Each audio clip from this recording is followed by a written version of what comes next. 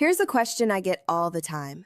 Should I get life insurance or should I just keep saving money? And every time I hear it, I think, that's like asking, should I bring an umbrella or a raincoat into a storm? Friend, you're going to get wet either way. You need both. Let me show you why. So many people think this is an either-or decision, like you have to choose between life insurance and a savings account. But here's the truth. They do completely different jobs. One is not a substitute for the other. They're not even in competition. Life insurance is your family's financial foundation, the guaranteed safety net that catches them when the worst happens. Savings is your accessible tool, the cash you can grab immediately when life throws you a curveball. Your family needs both, and today, I'm going to show you exactly why, how they work together, and what happens when you only have one. I'm Avery, and welcome back to Family Life Fix, where we talk about end-of-life planning in a way that actually makes sense. If you're new here, this channel is all about protecting your family through smart planning. We tackle the tough stuff so you don't have to figure it out during a crisis. That's why Charlie created the End-of-Life Planner, because she's seen what happens when families have proper planning in place, and she's seen the devastation when they don't. Today, we're breaking down life insurance versus savings, and why this shouldn't even be a versus conversation. Let's start with life insurance, because I think a lot of people don't really understand how it works. Life insurance is a contract. You pay premiums, usually monthly, and in exchange, when you die, your beneficiaries get a guaranteed lump sum of money, tax-free, no strings attached. Here's what makes life insurance powerful. It's immediate and it's certain. When someone dies, the insurance company typically pays out within 30 to 60 days. Your family files a claim, provides a death certificate, and boom, they get the full amount. Whether you paid premiums for 2 years or 20 years, they get the full benefit. That money goes straight to your beneficiaries. It doesn't go through probate. It doesn't get held up in court. It doesn't get counted as part of your estate for creditors to come after. And here's the best part. The amount doesn't change based on how the economy's doing or how the stock market performed that year. If you have a $500,000 policy, your family gets $500,000, guaranteed. Life insurance is designed for risk mitigation. It's there to handle the big catastrophic stuff, your funeral costs, which can easily run $7,000 to $15,000 or more. Your mortgage, which might still have $200,000 left on it. Your credit card debt, car loans, and all the income your family was counting on from you. But, and this is critical, if you stop paying those premiums, the policy lapses. Game over. Your family gets nothing. Life insurance is pure protection. It's not a piggy bank. It's not an investment. It's a safety net. Now let's talk about savings, because savings does something life insurance can't do. It gives you immediate access to cash while you're still alive. A savings account, whether it's a regular savings account, a high-yield savings account, or a money market account, is money you've set aside that you can access anytime for any reason. Here's what makes savings valuable. It's liquid and it's under your control. You need money for an emergency medical copay? You've got it. Your family wants to travel to see you during a terminal illness? The money's there. You need to modify your home for hospice care? You can access it immediately. Savings accounts are FDIC insured up to $250,000 per account, so your money is protected. They earn a little interest, not much, and it usually doesn't keep up with inflation, but it's something. And most importantly, you decide when and how to use that money. You're not waiting for an insurance company to process a claim. You're not waiting for anyone's approval. It's your money, available when you need it. Savings is perfect for known, manageable expenses. The kinds of things you can plan for and budget for. Minor final expenses, end-of-life travel, medical bills that aren't covered by insurance, that last-minute hotel room for family coming into town. But here's the problem. Savings can be depleted.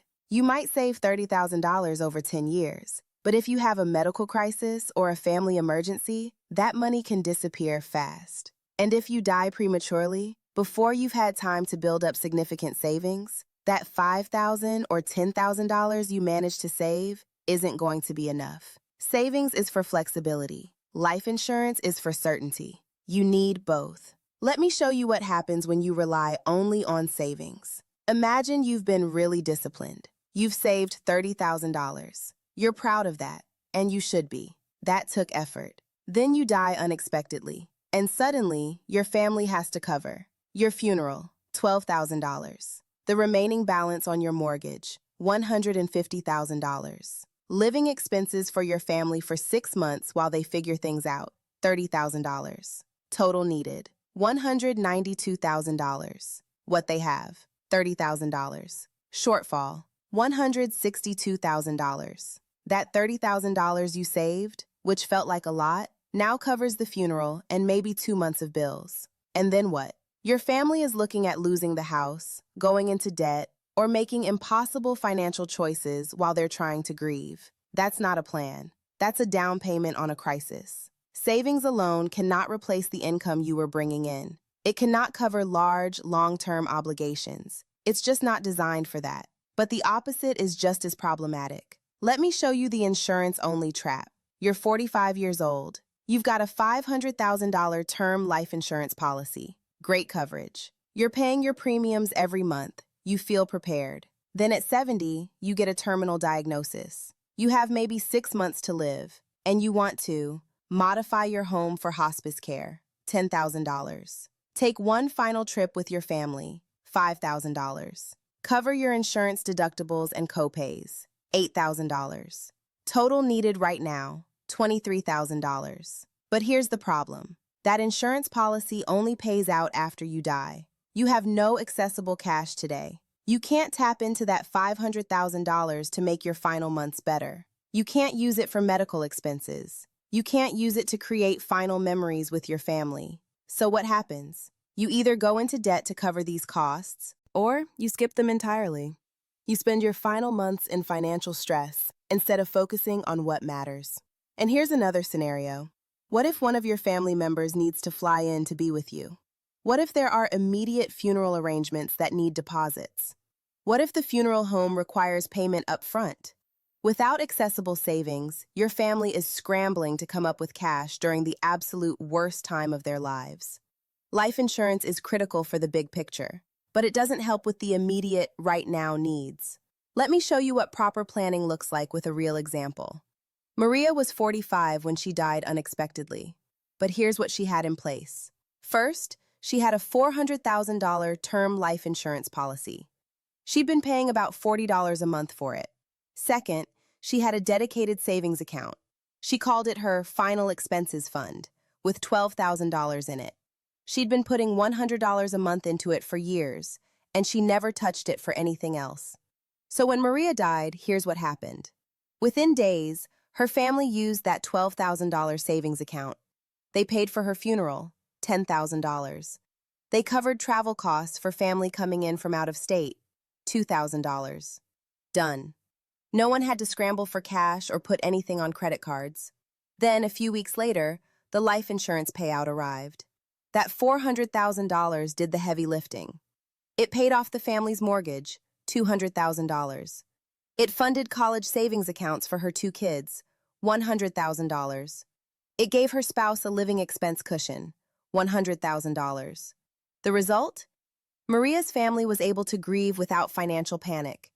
They had immediate cash for urgent needs. They had long-term security for the big stuff. No debt, no crisis, no impossible choices. That's what good planning looks like. The savings handled the sprint. The insurance handled the marathon. Together, they created complete protection. So here's what you need to do, and I'm going to make this really practical. Step 1. Get your life insurance foundation in place. Calculate what your family would actually need if you died tomorrow. Add up your debts, your final expenses, and the income they'd need to replace. For most people, that's going to be somewhere between 10 to 12 times your annual income. Look into a 20 or 30-year term policy. These are the most affordable option for large coverage amounts during your peak earning years. A healthy 35-year-old can often get $500,000 in coverage for $25 to $40 a month. And consider adding a small whole life or final expense policy, maybe $10,000 to $25,000. That will cover your burial costs no matter when you die, even after your term policy expires. Step 2. Build your final expenses savings fund. Open a separate high-yield savings account. Label it Final Expenses or Emergency Death Fund, whatever keeps you from touching it for daily spending. Set up an automatic transfer. Even $50 or $100 a month adds up. Your goal is to get to $5,000 to $15,000, enough to cover immediate costs and give your family breathing room. Step 3. Document everything. List both your savings account and your life insurance policy in your letter of instruction. Name beneficiaries on both to avoid probate, and tell your family the plan. The savings is for immediate needs. The insurance is for long-term stability. Look, I know end-of-life planning isn't fun, but here's what it is. It's love in action. When you set up both life insurance and savings, you're telling your family, I've got you covered. You won't have to panic. You won't have to choose between paying bills and grieving. One gives them certainty. One gives them control. Together, they give them peace of mind. If you're sitting there thinking, Avery, I get it, but I don't know where to start, Charlie created the end-of-life planner for exactly this reason. It walks you through every step of planning, helps you calculate what you need, and organizes everything in one place. Head over to familylifefix.io to get the planner. Link is in the description below. Don't make your family choose between grieving and financial survival. Give them the resources for both. I'm Avery, and I'll see you in the next video, where we'll keep helping you plan better for the people you love.